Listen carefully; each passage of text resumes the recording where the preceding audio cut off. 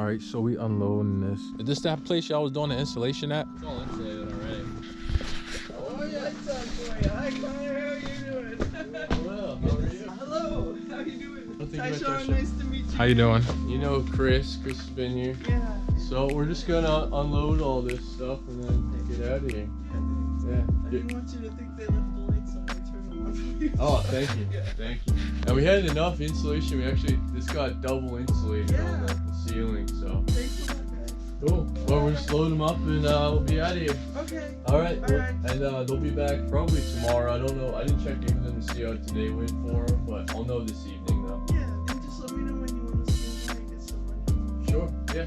Maybe tomorrow afternoon or so. Awesome. Alright. Bye-bye. You too. Get out of here. I got that one you can use the rest of. Damn. It was under mad pressure.